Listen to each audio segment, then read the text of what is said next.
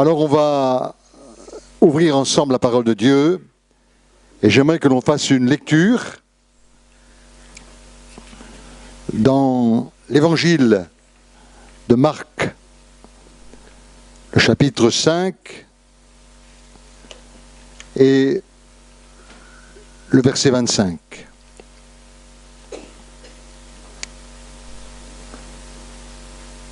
Verset 25. Or, il y avait une femme atteinte d'une perte de sang depuis 12 ans. Elle avait beaucoup souffert entre les mains de plusieurs médecins. Elle avait dépensé tout ce qu'elle possédait et elle n'avait éprouvé aucun soulagement, mais était allée plutôt en empirant. Ayant entendu parler de Jésus, elle vint dans la foule par derrière et toucha son vêtement. Car il disait, si je peux seulement toucher son vêtement, je serai guéri. Au même instant, la perte de sang s'arrêta et elle sentit dans son corps qu'elle était guérie de son mal. Jésus connut aussitôt dans lui-même qu'une force était sortie de lui et se retournant au milieu de la foule, il dit, qui a touché mes vêtements? Ses disciples lui dirent, tu vois la foule qui te presse et tu dis, qui m'a touché? Et il regardait autour de lui pour voir celle qui avait fait cela. La femme, effrayée et tremblante, sachant ce qui s'était passé en elle, vint se jeter à ses pieds et lui dit toute la vérité. Jésus lui dit, ma fille, ta foi t'a sauvée, va en paix et sois guérie de ton mal. On dit Amen à la parole de Dieu. C'est un miracle, une guérison que Jésus a opérée lorsqu'il était sur la terre. Vous êtes d'accord avec moi que dans l'Évangile, eh bien Jésus a fait beaucoup de miracles.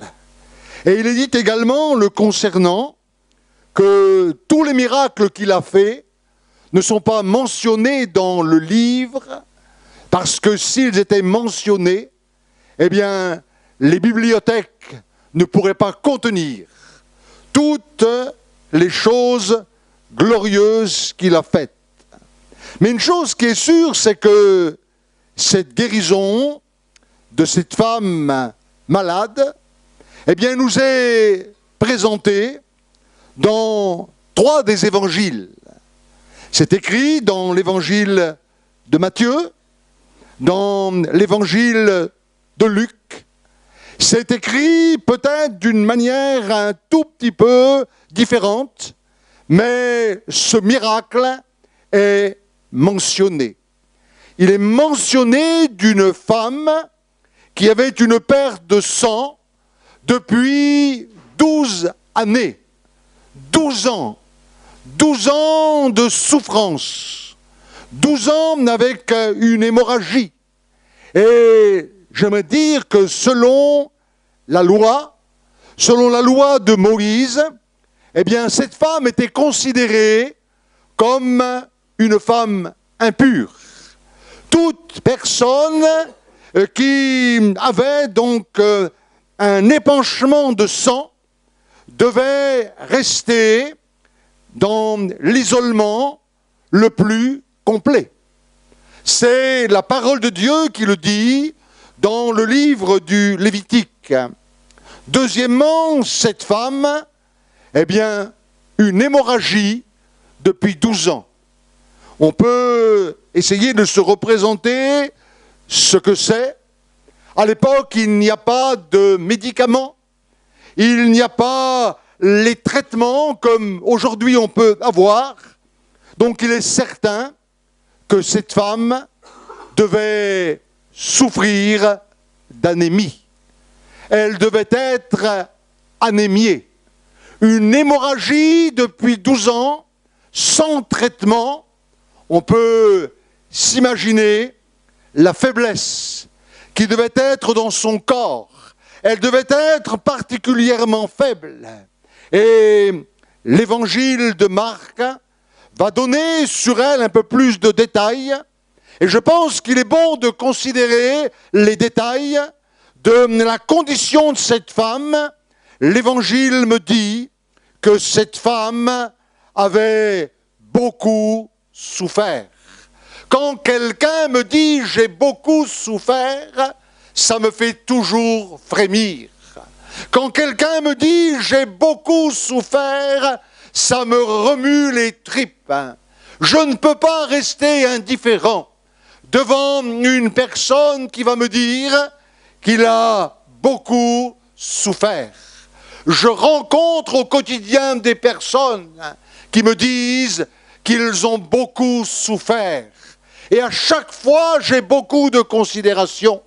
À chaque fois, mon cœur est ému de compassion pour les personnes qui vivent dans la souffrance. J'ai moi-même, dans ma propre vie, vécu beaucoup de souffrances, énormément de souffrances. Ma vie n'a pas toujours été facile. Je sais ce que c'est que la souffrance. Je sais ce que c'est que de pleurer le jour et la nuit étant enfant. Je sais ce que c'est. Et la souffrance, c'est quelque chose de terrible. L'évangile de Marc dit encore, eh bien, elle avait vu plusieurs médecins et les médecins se sont montrés impuissants devant son cas. Certainement que les médecins n'ont essayé de la traiter, de la soigner. Mais je reprends, nous sommes il y a 2000 ans en arrière. La médecine n'est pas ce qu'elle est aujourd'hui. Et je bénis Dieu pour la médecine. Je bénis Dieu pour les médecins. Je bénis Dieu pour les infirmières. Je bénis Dieu pour tous ceux qui travaillent dans le corps médical. Je bénis Dieu pour les chercheurs. Je bénis Dieu parce que quelque part, il soulage l'humanité. Il soulage l'humanité. Mais cette femme, eh bien, avait vu les médecins impuissants à son époque. Impuissants. Peut-être que les médicaments n'étaient pas, eh bien, ce qu'ils sont aujourd'hui. Et l'évangile de Marc dit, elle s'était ruinée, elle avait dépensé tout ce qu'elle possédait, elle avait dépensé toute sa fortune, de tous ses biens, toutes ses économies, elle avait dépensé pour trouver une guérison, pour trouver la guérison. À l'époque, il n'y a pas de mutuelle, il n'y a pas de sécurité sociale, non, mais il n'y a pas toutes ces choses. Et cette femme, eh bien, n'a plus d'argent. Et l'Écriture nous dit qu'elle n'était pas soulagée. Mais Marc dit dans son évangile, mais son état, eh bien, allait en empirant. Elle empirait chaque jour. Et chaque jour, elle s'affaiblissait. Et chaque jour, elle souffrait. Donc, sa condition était une condition terrible. Une condition épouvantable. Une condition catastrophique. Mais, voyez-vous, il y a quelque chose qui est important. L'Évangile nous dit, cette femme a entendu parler de Jésus. Elle a entendu parler de Jésus. Et quand on entend parler de Jésus, on peut lever l'oreille parce que la délivrance est proche. Parce que la délivrance est là. On peut, quand on entend parler de Jésus, commencer à espérer. Parce que la Bible dit que la foi vient de ce que l'on entend, et ce que l'on entend vient de la parole de Dieu. Romains 10, 17, la foi vient de ce que l'on entend, et ce que l'on entend vient de la parole de Christ. Et Romains 10, 14 dit, comment entendront-ils parler s'il n'y a personne qui prêche? Et quand il est question de prêcher, il est question de témoigner. Comment entendront-ils parler s'il n'y a personne qui témoigne. Et certainement que cette femme a entendu le témoignage. Elle a entendu parler de Jésus. Elle a entendu parler de lui. Elle a reçu certainement de nombreux témoignages. Des témoignages de personnes qui avaient été guéries par lui. Et à partir de ce moment-là, eh bien, nous voyons sa détermination. Elle est déterminée. Elle a entendu parler de Jésus. C'est pour elle sa dernière chance. Et elle ne veut pas passer, eh bien, à côté de sa deuxième chance. Il est vrai qu'elle aurait pu se cacher devant de nombreuses excuses. Et les excuses, nous en avons tous. Mais quand on considère nos excuses, eh bien, souvent, ils tombent à l'eau. Nos excuses ne tiennent pas debout. Et un jour devant Dieu, eh bien, on pourra essayer de lui apporter toutes nos excuses. Oui, je n'ai pas pu parce que... Mais j'aimerais dire, quand on entend l'Évangile, eh bien, il faut être déterminé. Il faut être déterminé. Alors cette femme aurait pu trouver l'excuse. Comme je vous l'ai dit, il y a une foule. Et la loi me dit, eh bien, de n'avoir de contact avec personne. La loi me dit que je suis impur. Et si je suis impur, eh bien, je vais rendre la foule impure. Elle aurait pu le dire, parce qu'elle vit sous la loi. Elle connaît la loi de Moïse. Jésus dit, je suis venu non pas pour abolir la loi, mais je suis venu pour l'accomplir. Et la grâce commence à partir des actes des apôtres. La grâce commence là. Mais là, nous sommes encore dans les évangiles. Et cette femme dit, eh bien, oh, je suis trop faible. Je souffre beaucoup trop. J'ai beaucoup de faiblesse. Ce matin, je ne me sens pas bien du tout. Je souffre terriblement. Il n'y a pas de Doliprane. Il n'y a pas, eh bien, de médicaments pour calmer sa douleur. Non, il n'y a pas cela. Et cette femme, eh bien, elle aurait pu trouver encore l'excuse, le risque d'être à nouveau déçue. Encore une déception et de voir peut-être sa situation empirée. Il y a une foule. Et quand la Bible parle de la foule, ce sont des myriades et des myriades, des milliers et des milliers qui suivent Jésus. Ce ne sont pas simplement quelques centaines de personnes, mais des milliers suivent Jésus. Et ils ont entendu, eh bien, de bouche à oreille, qu'il est là, il est présent, il est vivant.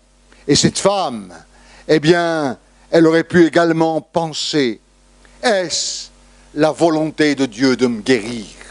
On trouve toujours ce point d'interrogation. Est-ce que c'est sa volonté? Est-ce que Dieu veut me guérir? Est-ce que Dieu, derrière cela, eh bien, il ne manifeste pas quelque méritoire, quelque chose de méritoire pour que je reste malade? Non, elle ne se pose pas cette question. Mais cette femme, eh bien, elle fait taire toutes ses voix. Et peut-être ce soir, fait taire toutes ses voix. Fait taire toutes ses voix. Fait taire tous les obstacles. Fait taire tous les interdits. Fait taire toutes les craintes qui viennent jusqu'à toi. Fais-les taire, parce qu'ils ne viennent pas de Dieu. Ils ne viennent pas de l'Esprit de Dieu. Ils ne viennent pas, eh bien, inspirés par le Saint-Esprit. Ils ne viennent pas inspirés par la gloire de Dieu et par la puissance de Dieu. Fais taire toutes ces voix. Ce ne sont pas les voix de Dieu. Ce ne sont pas les voix du Seigneur. Et j'aime dire, cette femme, elle s'approche de Jésus. Elle s'approche de lui. Peut-être péniblement. Et je le crois péniblement. Est-ce que vous avez déjà essayé de marcher dans une foule? Est-ce que vous avez déjà essayé de vous frayer un chemin dans une foule? Je sais que c'est très difficile. C'est très difficile de se frayer un chemin dans une foule. C'est très difficile. Peut-être que cette femme est tombée, mais elle s'est relevée. Elle s'est relevée parce que dans son cœur, elle avait une conviction. Elle avait une certitude. Elle savait que si elle touchait le bord de la tunique de Jésus, elle serait guérie.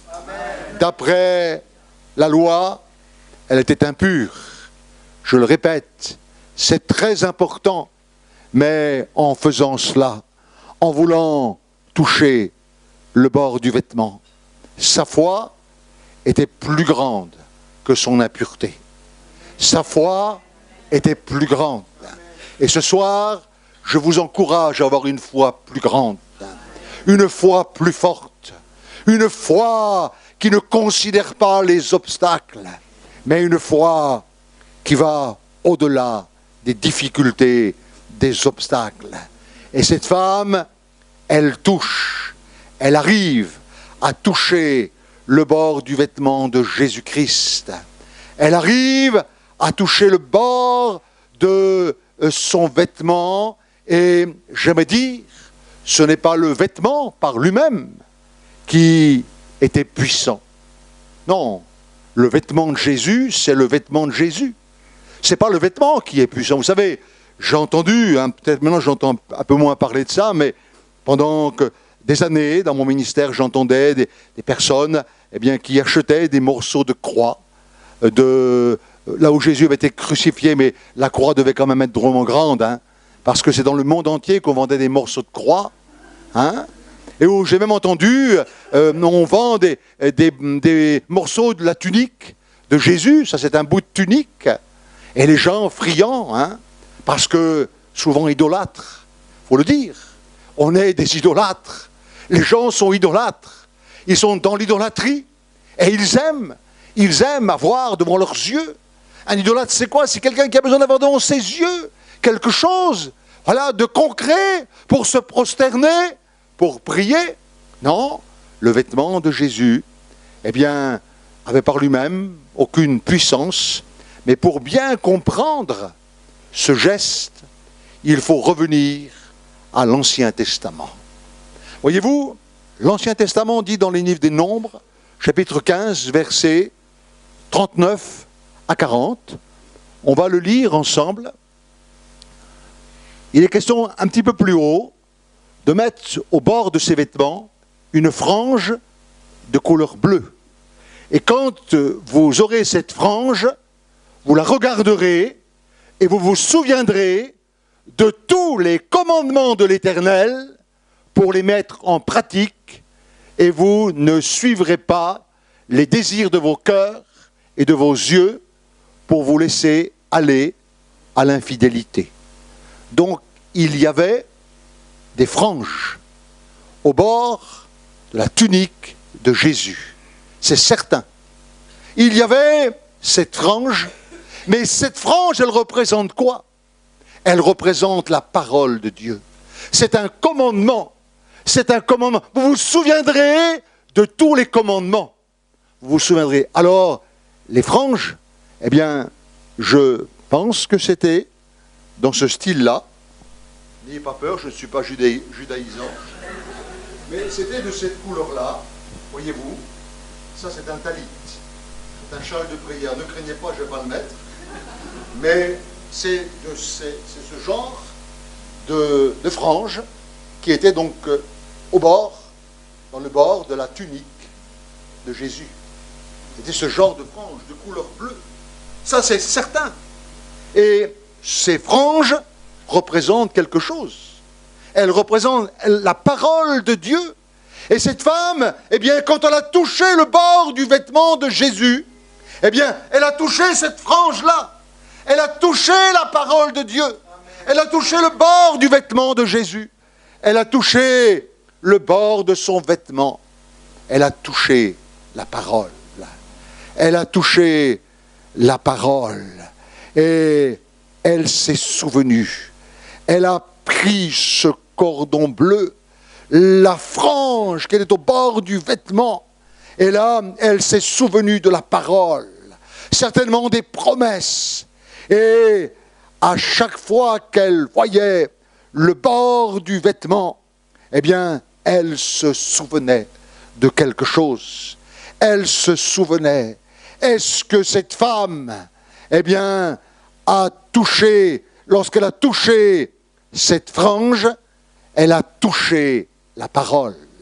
Elle a touché la parole de Dieu. Elle a touché le commandement. Elle a touché la promesse de Dieu. Et l'une des promesses de Dieu, et certainement qu'elle le savait, eh bien, je suis l'Éternel qui te guérit. Je suis l'Éternel qui te guérit. Je suis le Dieu Rapha. Je suis Jéhovah Rapha. Je suis l'Éternel qui te guérit. Et cette femme, en touchant le bord du vêtement, en touchant la frange, sa foi s'élève au-dessus de ses craintes, au-dessus de ses obstacles, de tous les obstacles. Elle se soulève au-dessus des douleurs.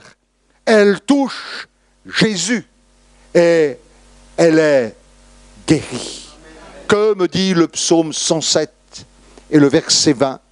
Il envoya sa parole et il les guérit. Jésus est la parole faite chair.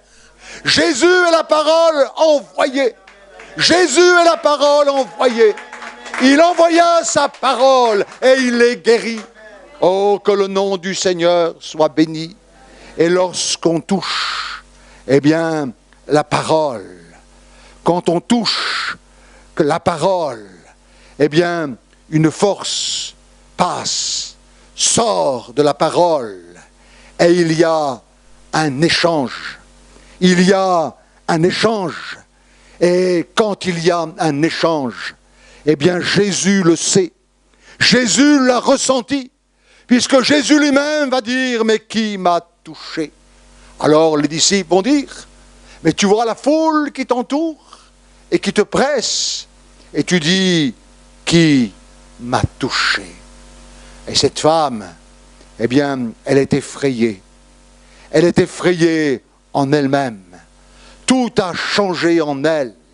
Elle sent dans son corps qu'elle est guérie. Elle sent dans son corps qu'elle est délivrée. Elle sent dans son corps qu'elle est libérée. Elle sent dans son corps qu'il s'est passé quelque chose. Et là, eh bien, devant elle, une vie nouvelle va s'ouvrir. Une vie de guérison. Une vie de liberté. Une vie entièrement libre. Elle va être libre. Entièrement libre.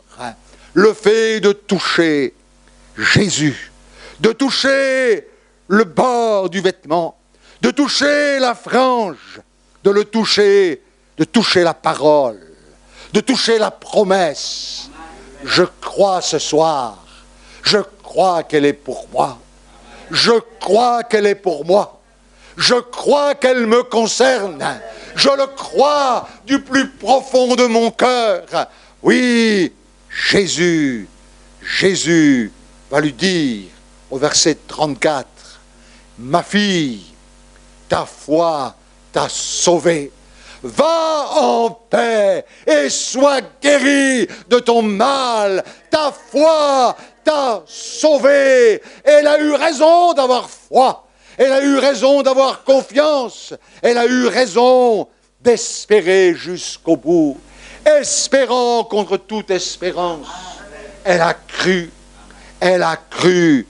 Et en croyant, eh bien, tout comme cette femme, faisons tomber toutes les barrières. Regarde aux promesses et élève-toi au-dessus des promesses. Au-dessus des promesses. Peut-être, arrête, peut-être de pleurer, comme il a été dit tout à l'heure dans un don spirituel, dans l'introduction, dans la louange. Arrête, peut-être. Jésus dit à une femme, la veuve de Naïn, il a dit, ne pleure pas. Arrête de pleurer. Arrête de gémir. C'est terminé. C'est fini. Arrête. Parce que ce soir, eh bien, il y a quelque chose qui t'attend. Il y a un échange qui t'attend. Un échange qui t'attend. Et j'ose croire, parce que le Saint-Esprit me le met sur le cœur, j'ose croire que ce changement va s'opérer ce soir. Je veux croire ce soir, eh bien, que ce changement va commencer. Je veux croire ce soir que ce changement est en train d'agir dans ta vie. Parce que lorsque je prêche la parole, tu touches la parole. Tu touches la parole. C'est la parole que je prêche. Je ne me prêche pas moi-même, mais je prêche la parole de Dieu. Et en prêchant la parole de Dieu, ce changement commence. Amen. Je veux croire que ce changement commence.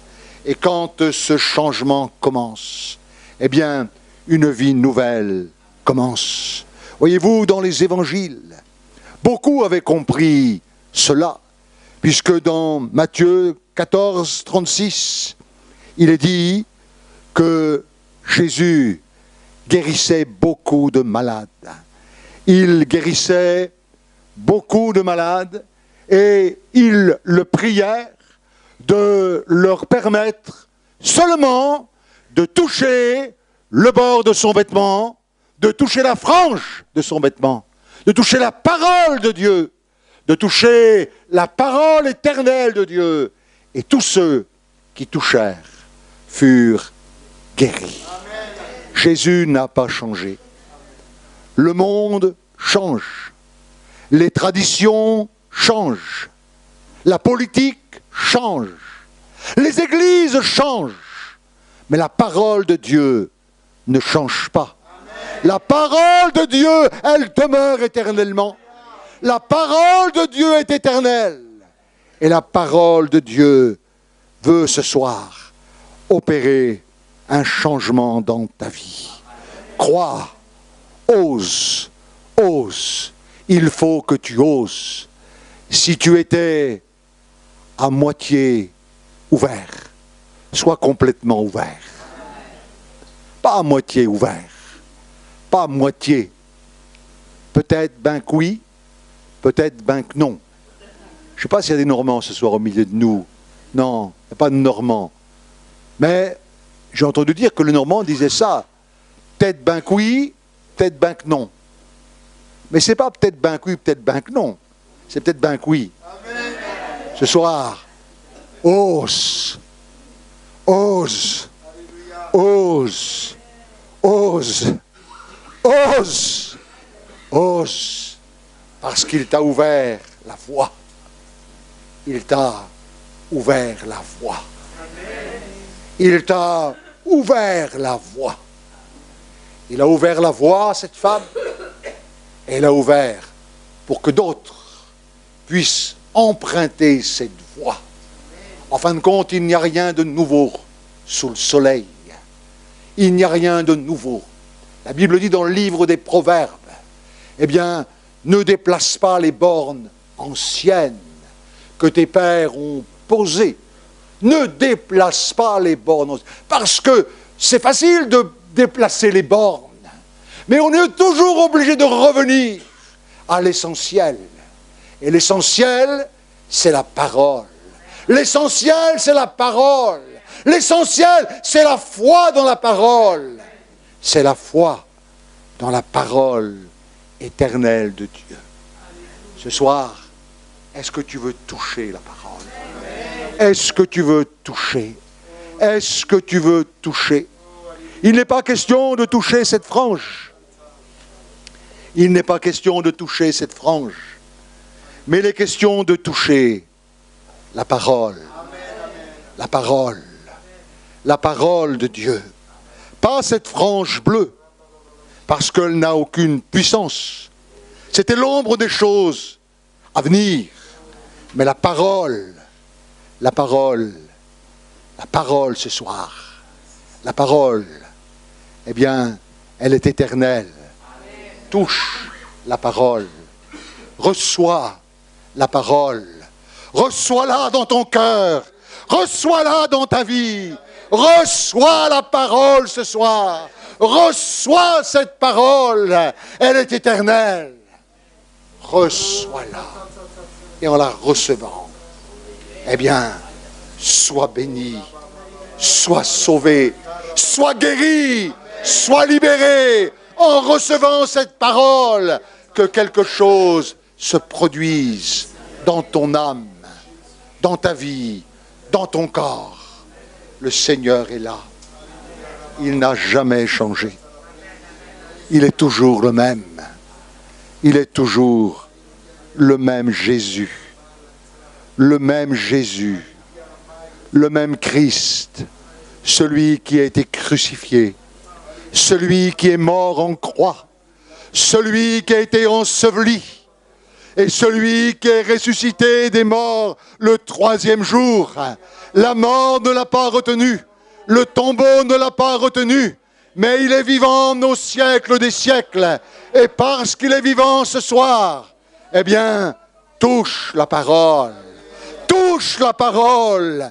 Laisse la parole produire un changement dans ta vie. Laisse la parole. Laisse la parole. Laisse la parole. Reçois. Reçois-la. Reçois-la. Reçois-la. Reçois-la. Va en paix. Ta foi t'a sauvé. Et sois guéri. Alors j'aimerais, peut-être simplement, pendant que nous sommes devant Dieu, les têtes baissées et les yeux fermés, on va simplement faire un appel pour le salut. Et après, on va prier pour les personnes malades. On va prier pour le salut. Si tu n'as pas Jésus dans ton cœur comme sauveur, simplement lève ta main pour recevoir Jésus. Tu ne reçois pas une religion, tu ne reçois pas la doctrine d'une église, tu reçois une personne. C'est la personne de Jésus. Quand je me suis marié, je n'ai pas reçu la religion du mariage, mais j'ai reçu une personne dans ma vie. J'ai reçu ma femme. Ma femme partage ma vie. Ce soir, en recevant Jésus, c'est lui que tu reçois. Alors lève simplement ta main et je vais prier maintenant. Je vais prier, que je vois bien votre main s'il vous plaît. Alléluia. Père, je veux te remercier maintenant dans le nom de Jésus-Christ pour ces mains qui se lèvent. Merci parce que ce soir tu commences une œuvre de délivrance, une œuvre de libération, une œuvre de pardon, une œuvre de salut. Alors merci, parce que ces bien-aimés s'ouvrent à toi. Ils reçoivent ta parole, et en recevant ta parole, ils deviennent enfants de Dieu. Et je te remercie, parce que leur nom est écrit dans le livre de vie de l'agneau. À partir de maintenant, tu pardonnes les péchés, et le nom est écrit dans le livre de vie.